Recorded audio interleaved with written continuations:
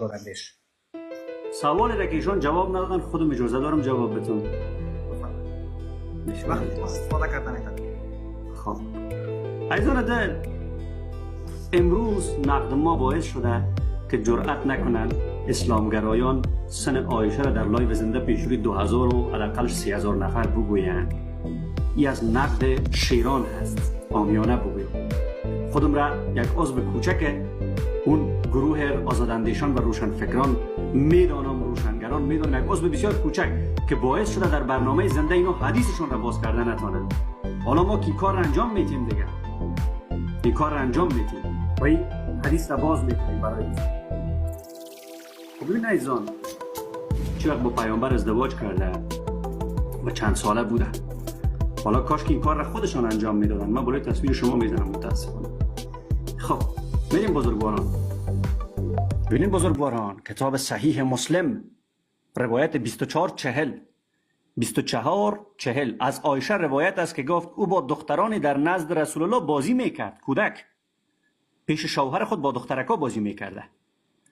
گفت یاران و دوستان من نزد من آمدند و آنان خود را از رسول الله مخفی میکردند، پنهان میشدن بیچاره دخترکای کوچک.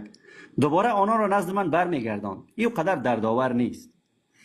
مهم این است همین روایت 2440 یک روایت پایین ترش، ابو اسامه و جریر و محمد ابن بشر همگی از اشان با این اسناد روایت کردند که در روایت جریر چنین آمده است: و در خانه پیامبر با عروسک هایم بازی میکردم.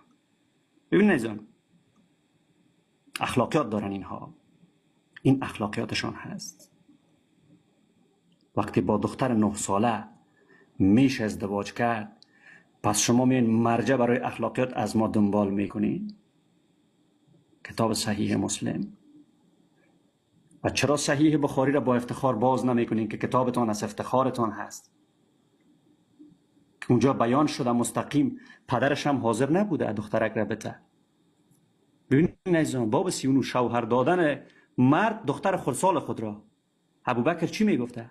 بنا به فرموده خدای تعالی و آنان که به سن حیض نرسیدند، چون سنش خرد بوده به سن حیض نرسیده، در سوره طلاق آمده چاد و عده آنان چه است؟ در صورتی که به سن بلوغ نرسیده باشند 3 ماه گردانید، در سوره طلاق آیه 4.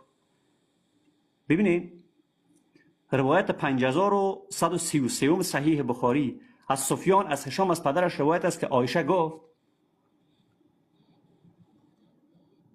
پیامبر با وی ازدواج کرد و او دختر 6 ساله بود.